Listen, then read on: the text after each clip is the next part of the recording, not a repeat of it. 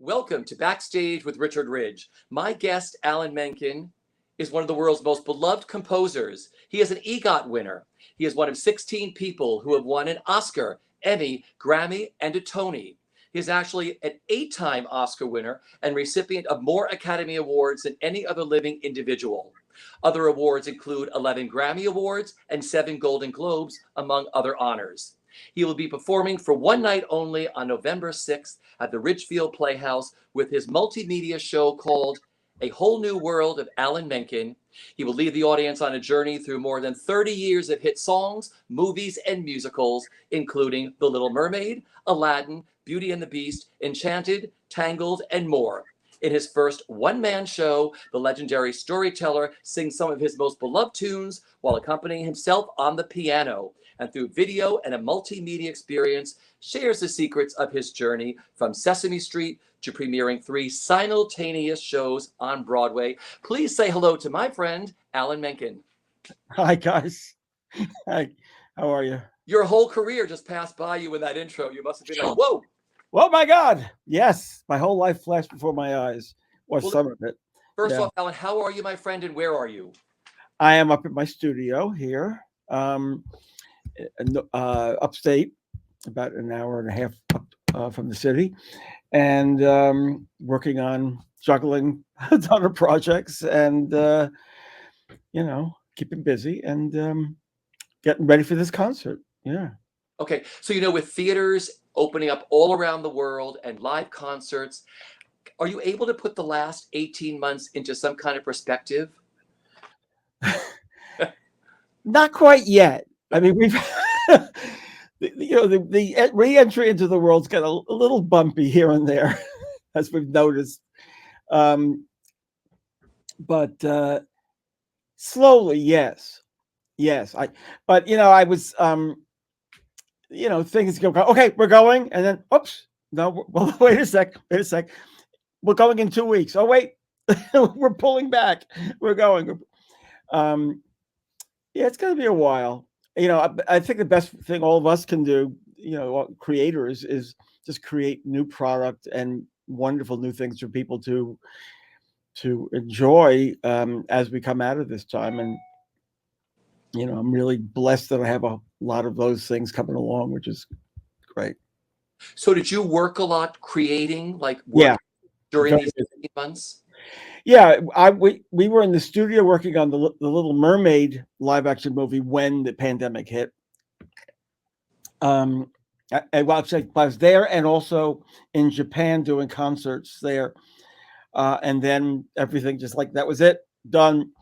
But in the meantime, of course, the Mermaid movie completed basically, and now it's in post.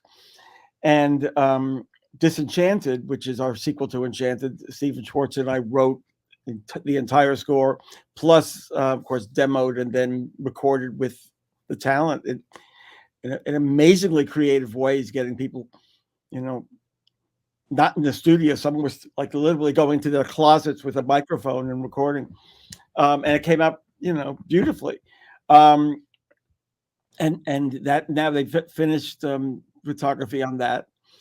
And I'm working on this animated called Spellbound with John Lasseter's new company at Skydance, and the stage musical of Hercules, and stage musical of Night at the Museum.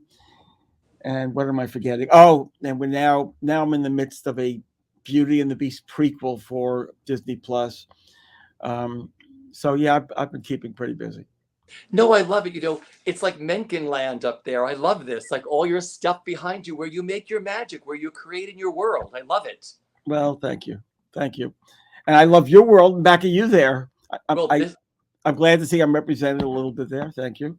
Well, I have more. I have my little shop. I have some Little Mermaid up. I have some other stuff, so I'm like, I try to like zhuzh up my background when we have to do these kind of StreamYards and Zooms. It's like, I love doing this. Yeah, right. This is the new now. Well, I wanted Saturday, November 6th, you'll be performing your show, A Whole New World of Alan Menken at the Ridgefield Playhouse. How excited are you? Well, I am excited to finally do this in my own backyard here. Because Ridgefield Playhouse is, right around the corner. And I'm on the board, and I've been, I and Stephen Schwartz and Harvey Firestein, a lot of us who live up here, have been involved with this playhouse, and it'll be fun to do my concert locally, and it'll be my first return of this particular evening that I do. So it's something I've been looking forward to, and yeah. What can fans expect? Going through your history, I've known you for a long time. I was like, I'm going to sit with you, and I'm like, you have written so much. I mean, that everybody knows, iconic songs and shows and musicals. How were you able to hone this into a show? Well, I had a lot of help from my manager, Richard Kraft, who's I don't know if you've met Richard, but he's amazing. And it's evolved over time also. Yeah, I just want to hit highlights, and I also want to tell a story. And the story really, it runs chronologically, but it really is also a story of there's drama behind all of my career. And I start with playing this Prince Ali, and then I say, that was written on Howard's hospital bed when he was fighting for his life. So and behind all of the songs there are stories, and there's I think interesting perspective, and so I love sharing that. And I love paying tribute to all the people I've worked with and who I love and care about, and it also gives me kind of a forum to bring together the Disney Menken and the Little Shop of Horrors, and it's Evil Queen of the Galaxy Menken, all the things that I've been in my career. It gives me a nice place to kind of put them together. I love it. It must also be great for you just say, oh my God, you're going to be performing again in front of a live audience for like the first time in a long time. Yeah, I'm going to have to work on my voice. Probably quite a bit, because it's 2 acts. I'm basically singing for or talking for for an hour and a half to 2 hours, and it'll be interesting. You'll either see a great performance or you'll see a dramatic moment of Alan Menken gasping for air. It's going to be great. But I love you also have multimedia in the show too, don't you? Yeah, we have screens, and then on the screens either photos or even videos from my life, both personal and professional. And yeah, it's a little bit of like coming to the Menken house and me opening up a scrapbook. I think it's beautiful. I mean, there are so many people I know who are going to the concert, myself included. So, like I said, oh, you're coming. Oh, great. I'm coming up there, and the point is, there's also a wonderful VIP meet and greet. I mean, the Playhouse is so beautiful, and I know you're on the board, and all these other people are on the board. I think it's so great that you're doing this, and there are some, if people looking for tickets, just go to the Ridgefield Playhouse, just type in Alan Menken. But there's these little special things, these extra special tickets, to help raise money for the Playhouse too, which are being offered for that night, which I think is really wonderful. Yeah, I do too. Yeah, I'm glad doing that. Did you originally want to become a dentist? Did you want to follow your father? No way. I just thought it was inevitable. I was going to have to become a dentist, because that's apparently what every Menken becomes. I've always told the story. My grandfather was a dentist. My father was a dentist. My Uncle George was an orthodontist. My mother's sister's husband, Leon, was a dentist. My father's sister's husband was a dentist. My cousins were dentists. And I did make use of it, as we've often said, because my dad was president of the New York chapter of the American Analgesia Society of Dentists, that promote the use of nitrous oxide as safe. And so we couldn't figure out how we were going to have Seymour commit the first murder. And I said, I suggested to Howard, how about he laughs himself to death on nitrous oxide? Howard thought that was hilarious, and we did it. And then initially, of course, my dad did not think it was hilarious, but grew to find great pleasure in it. Dentistry was never in the cards. I was a very sort of, you was like diagnosed as ADHD kid, but ADHD is just being attention deficit. Yeah. I don't like those words. Fact is, our mind works differently, and you just got to encourage that in kids and in people who are developing, and let them use that to bring beautiful things into the world. So I'm thrilled that I was ADHD and not dental material. I think a lot of us are, but I'm glad you were able to write about the dentistry, which we'll get into Little Shop. But, again, we're going to talk about highlights today because I was putting this together. I said, my gosh, if I was going to talk to Alan about everything he's done, we'd be here for a month and a half. So I'm going to mention a few highlights. Just tell me what comes to mind, a fun story or a great memory. All right. Tell me about joining the BMI workshop under Lehman Engel, how that changed everything for you. Well, yeah, in a way it did. I was in college again, had rejected being a pre-med, and made the best use of the music department at NYU, at the school I was at, Arts and Sciences, up actually, it was in the Bronx at that time. And my parents were, well, what's going to happen with Alan? Well, they heard about this workshop and suggested I apply to be in this workshop. And I did. And it was with this amazing, great teacher, conductor, Lehman Engel, who basically explored how musicals are constructed from the point of view of the man in the pit conducting them. And I walk into this workshop and met this great community of writers. The first person I met was Maury Eston, who I've been, dear friends with for more years than I can even count now,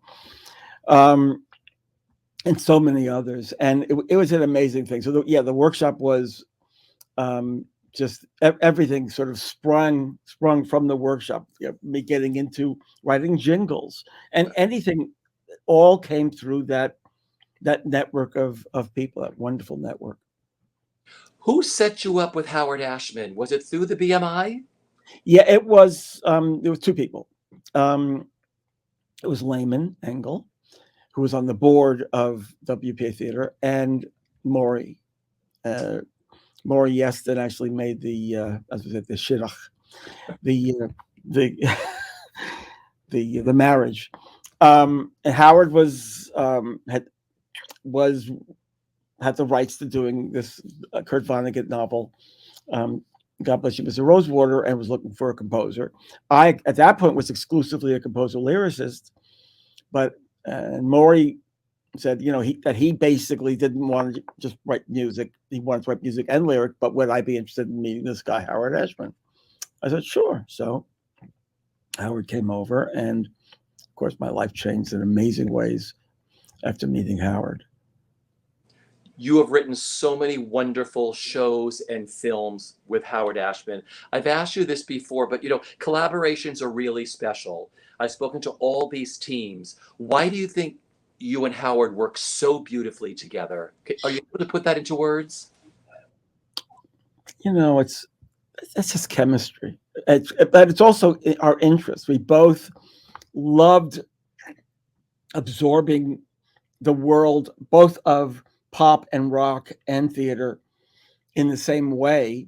I think genetically we have similar backgrounds. It was something that just clicked in our artistic sensibilities. And we were wonderful foils for each other. I was a very good catalyst for Howard. And as Howard became ill and unable to be the captain of the ship, which he was on Rosewater and Little Shop and Mermaid, and I had to step up and really up my game in my career. To me, he just stays with me every day of my life now. He's still very much a part of every moment in my career. Well, I want to get into Little Shop of Horrors because, I have the poster behind me. I loved everything about Little Shop. I remember seeing it WPA first. I saw it down at the Orpheum numerous times. Would you just share a wonderful story of what it was like creating that musical, or what that musical means to you? Wow. A story. How many stories? I remember when we had the first time we took a crack at that musical. It was very influenced by Roger Corman's movie. It was very jazzy and kind of dark and quirky. And we played it for people, and they went, "What in the world is this?" And then Howard came in and said, "I think I get it. Got it. This has got to be the Dark Side of Greece. It's got to be, we're going to pull on Phil Spector rock and roll and girl groups, and boom, it all just came together in an amazing way." And WPA Theater was this amazing launching pad.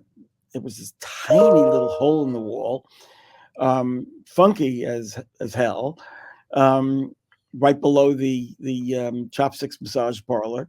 So you'd pass people going up the massage parlor on the way to seeing Little Shop of Horrors, and it was magical. And we had lines around the block. For a while we were doing midnight shows, which was a dream, and then Equity made us stop that, unfortunately. I know, we should go back to that somehow.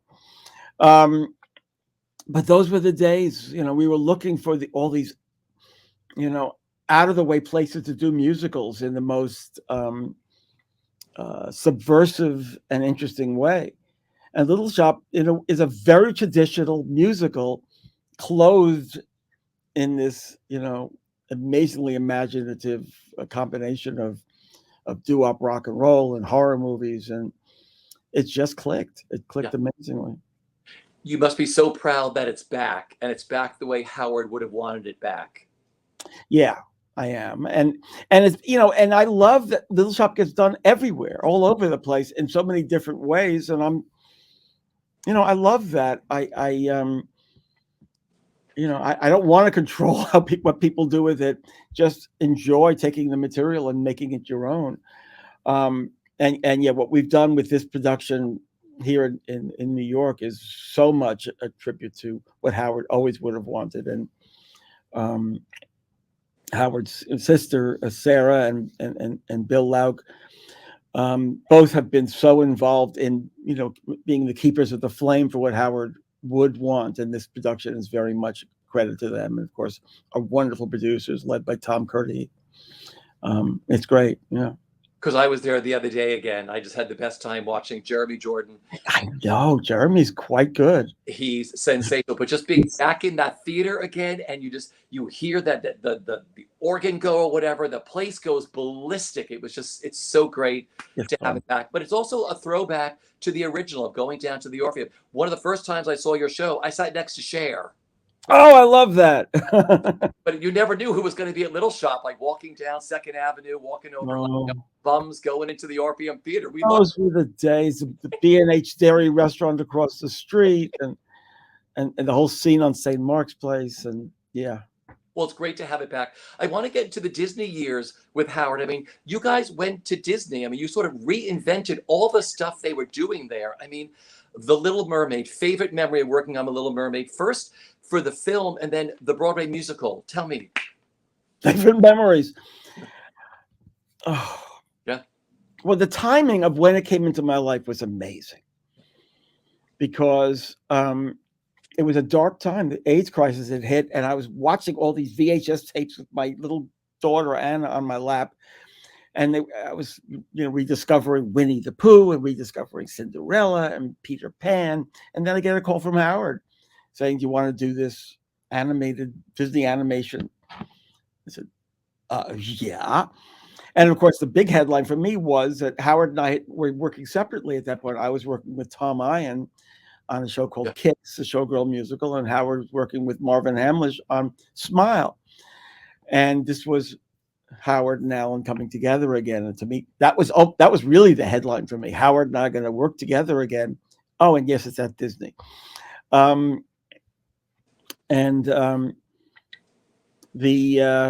Oh my God, the memories of that, or just, Jodie Benson, she was Jodie Marzorati, and she was in Smile, and we were auditioning her for Kicks, and we were bringing the heart of our New York theater community to animation, and And Peter Schneider, who was the vice president in charge of animation, had been our company manager on Little Shop under Albert Poland. So this whole world at Disney was coming together, manned by people who came out of theater. By the way, including Michael Eisner, who was a theater major. I don't know if people know that. Yeah, it was absolutely incredible. As far as it coming to the stage, Little Mermaid, that was more complicated because we had done Beauty. It did very well, but I know, there was always that taint of the people say, "Oh, theme park entertainment, theme park," and I can understand coming from, because it's Disney and it's. Even I had those questions when we were coming in with Beauty and the Beast. Were we going to have like people running around with foam heads on, or And of course, it was not that at all. Rob Roth did an incredible job with that.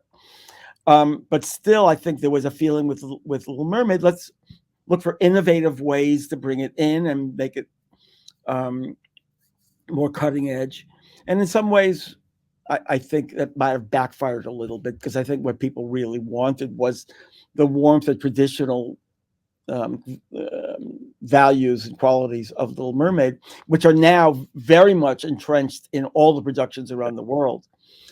Now, I have to say, I am really proud of the adaptation we did for the stage with new songs with Glenn Slater.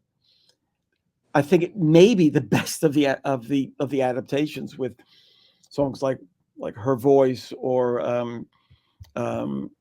oh my God, what is Ariel's song? The quartet. I'm blanking on names. Doesn't matter. Good. Yeah. Watch us. I love that song. There's so much of that score. Yeah. The new songs that I think just wedded so well to the original. So I'm thrilled with that. And now, of course, with the next adaptation, where I'm writing songs, I wrote songs with Lin-Manuel Miranda, and we had a great time working together.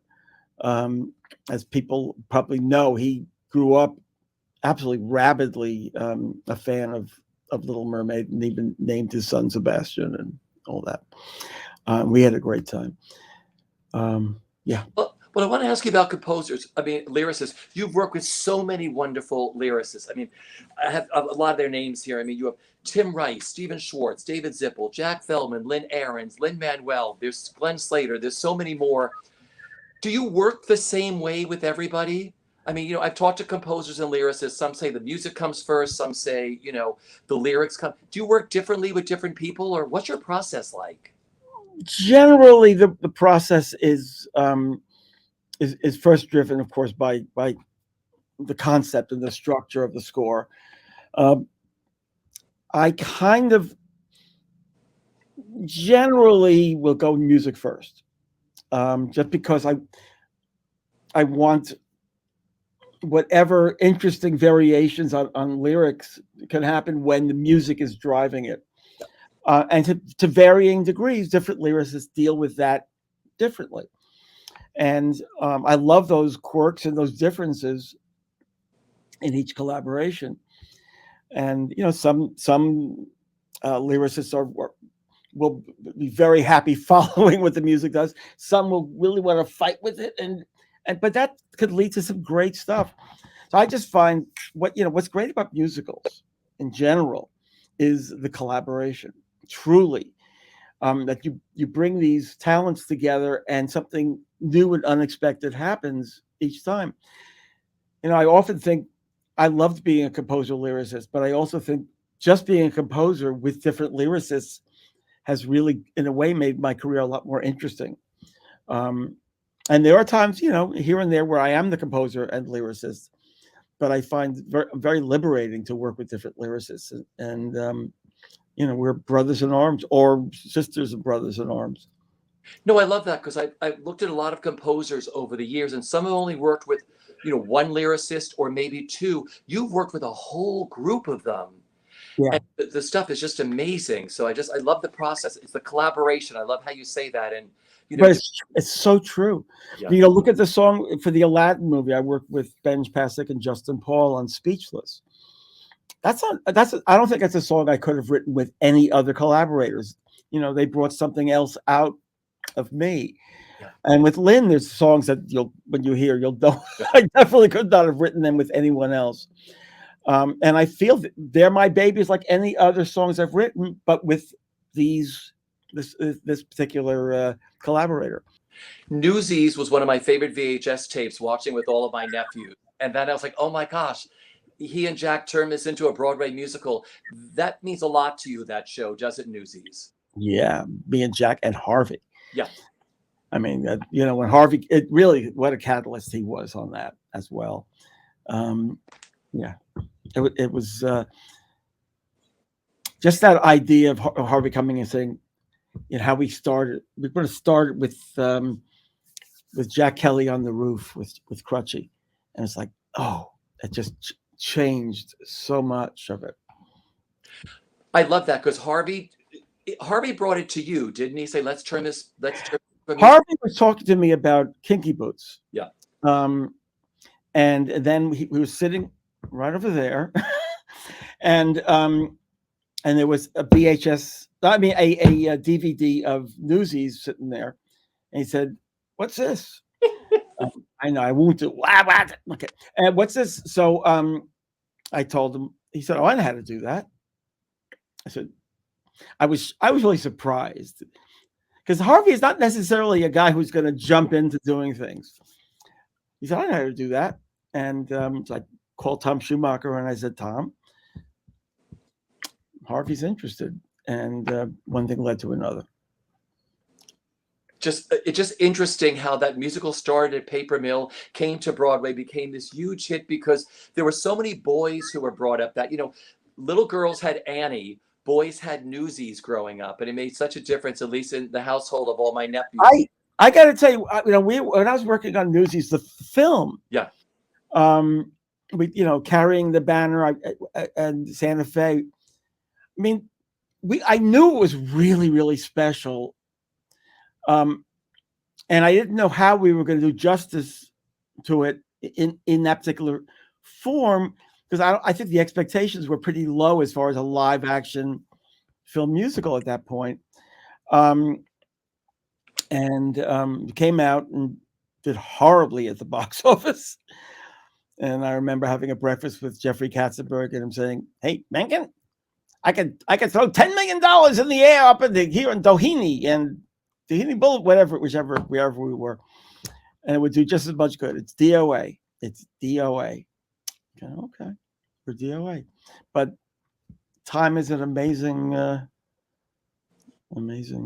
force. It's such a beautiful musical. Like I said, I love the film. Anne Margaret, there were so many incredible people in there. Christian Bale. Well, you know, I won the Razzie Award for Worst Song of the Year for that song, High Times, Hard Times. Same night as the Oscars for Beauty came the Razzie Award for Worst Song of the Year. I love how we go from Razzie to Tony. Yeah. It's perfect. A Bronx Tale. I mean, what a gorgeous musical. I mean, collaborating with Chaz on that. What I love about all your musicals, they all have different sound. When you're working on a musical, do you come up with the sound or the feel of what you want the musical to sound like? Yes, I want every musical to be a world that you enter into, and a unique world. And with each musical, it's so important to go, is there a unique vocabulary for this story to be told? So, you know, finding, I spoke to Chaz about it years and years before I actually ended up doing it. And it was when Tommy Mottola said to me, "Hey, Alan, I just think it's like you open up any car window on Belmont Avenue at that time, and the music you would hear, that's the sound of the score." I went, ding. It was, you know, when we were talking about doing Sister Act, and I didn't know, you know, do we do the Motown and R&B? And then the idea, you know what? That's the 70s period of the disco music and that world, celebrating that world became a perfect way to tell that story, and a unique way. So that really, for me, made it. So it's always a matter of finding the world. And if I can't find the unique world, then it becomes much more difficult to deliver a successful musical.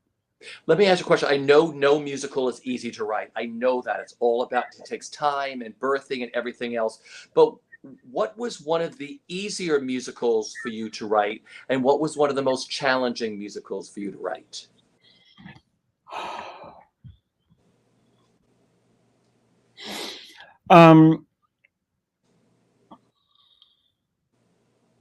Sister Act and Bronx Tale. I mean, they were hard, but they were. I mean, they came together very well. Yeah. I had a pretty clear sense of the vocabulary. Once I knew the vocabulary, then it was a matter. With Bronx Tale, it was really a matter of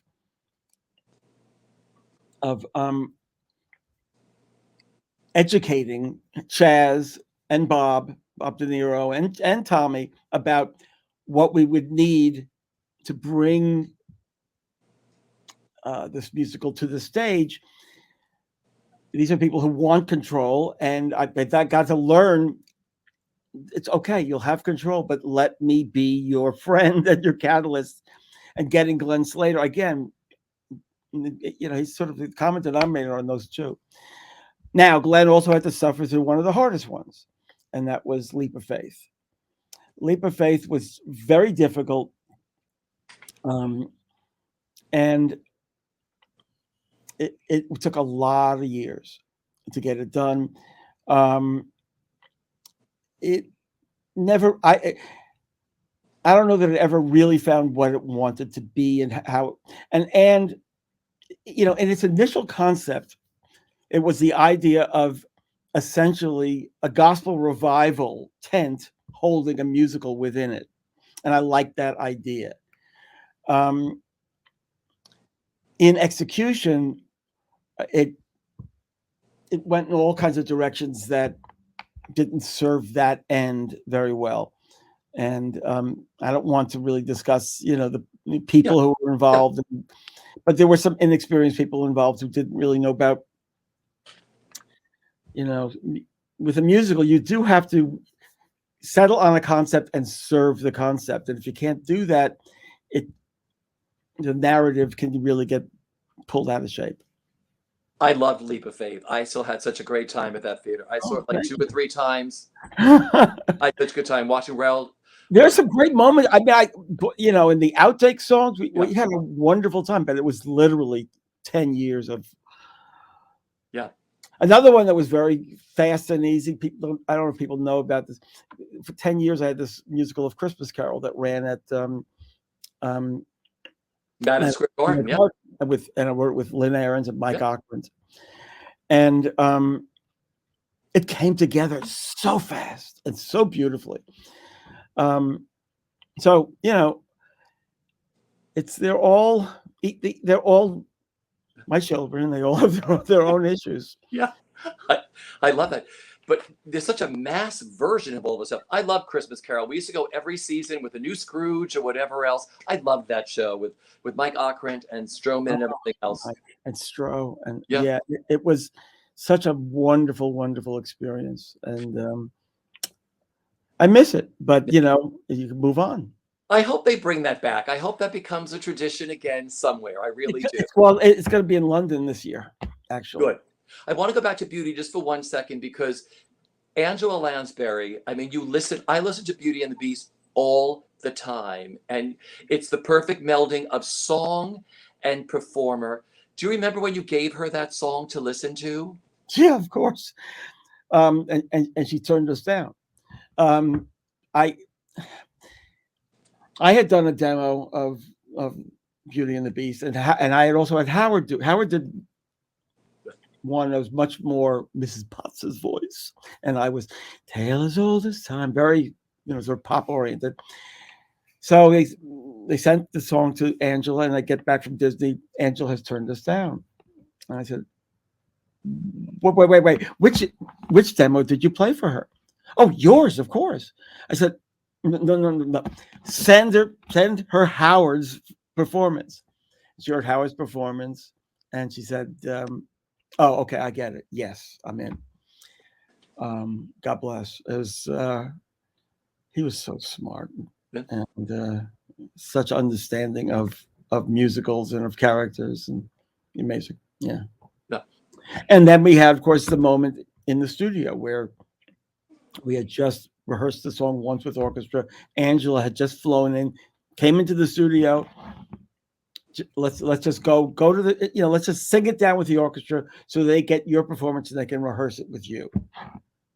And David Friedman lifts his hands and they start playing and she starts singing and it's there. It was just amazing. And of course that was an incredible day because we had two songs that day. Angela doing Beauty and the Beast and Jerry Orbach singing Be Our Guest. And that was musical theater heaven, absolute heaven. And people who have seen the Howard documentary will see little excerpts from us being in the studio and Howard sitting in the back, really, not well at all, but putting on a brave face. And this an incredible day in the studio with Angela singing that song and Jerry singing Be Our Guest. I have goosebumps all over again. I've seen the clips, but I mean, just you telling me that all over again, I was like, wow, can you imagine what it must have been like for the two of you to be sitting in there and having her doing that and Jerry Orbach doing it? Unreal. It's just, and we're blessed with a lot of those moments. They're unreal. Yeah. There's no way for you to quantify them. And yeah, it's amazing. Well, we're just about out of time, but I have all the After Dark collections from the 70s, the After Dark magazine. And there's a big ad in there for a musical coming to Broadway called The Thorn. Oh, boy. Okay. All right. So there was a really talented, amazing man named Steve Brown. And he wrote a number of Broadway shows. He wrote Strider, which I don't know people will know. And then there was Contrast and Castaways, which he wrote with Lee Pockris. And I knew him through the BMI workshop. He got in touch with me and asked if I would want to write this musical. It was going to be a vehicle for Divine. Yeah. And it was called Athena, Evil Queen of the Galaxy. And it was a send-up of Flash Gordon with Athena playing the role of Ming the Merciless, but it's Athena, Evil Queen of the Galaxy. And we did this. Michael Bennett produced it. It was outrageous. It was filthy. It was cheap. It was disgusting. It was wonderful. It was amazing. We were down at the basement of 890 Broadway doing this. And at the same time, upstairs, they were working. We had brought in Tom Ian as a possible director for us. Tom said to Michael, "Oh, I have an idea for a show," and that was Dreamgirls. So Dreamgirls, God bless them. I love that show. Sort of moved ahead, and Athena, Evil Queen of the Galaxy, just kind of crumbled. Also, because of the subject matter and the world of Athena and the AIDS crisis coming on, it was almost like, don't touch it. It was like verboten. It was like, no, because it really celebrated a lot of things that were then really off limits. But Steve Brown was not deterred. He said, okay, I want to do a send-up of The Rose, which was the movie with Bette Midler, but where this singer basically clutches and claws her way to the top over the dead bodies of everybody who's tried to love and support her, and she just, kicks them aside, and it was called The Thorn. Yeah. And both these musicals lay dormant. I, however, did a workshop, a reading of Athena just before the pandemic, and I'll be doing another one coming up. And I have hope that I think Athena's going to find a home in this time, and in the time of of COVID-19, and seeing looking back on the AIDS crisis as well. I think there's something that this has to say, which can kind of help people both contextualize and kind of enjoy the world that we are a part of, with all of its tragedies and suffering, and because we celebrate life. And Atina really is so much a product stylistically of all of those elements that made late 70s, early 80s so exciting. Oh, And Thorn as well. I cannot wait for you to do that. Just if you I do a can't work, wait for you to see it. please let me come. Just All right, okay. But you can't write about it. I would never. But I knew about that musical and the Thorn. It was like, Raising Money Now, Bernard J, a vehicle for Javon. Yeah. Oh, I love those ads they used to run in there. Divine came to my apartment. Yeah. And I can tell you, no, I'll wait till we're off the air, but it's a lot of fun. Well, like I said, we are just about out of time. I could catch up with you forever, Alan. I thank you so much for dropping by Broadway World today. I just want to tell everybody, once again, Alan Menken will be performing his one-man show called A Whole New World of Alan Menken on Saturday, November 6th at the Ridgefield Playhouse at 8 p.m. For tickets, just visit the ridgefieldplayhouse.org. There are some special VIP meet and greet tickets. It's a gorgeous playhouse. It's going to be a sensational evening. Alan, I thank you very much for sharing your time with us today and with me at Broadway World. Don't go anywhere. Stay where you are. Take care, everyone.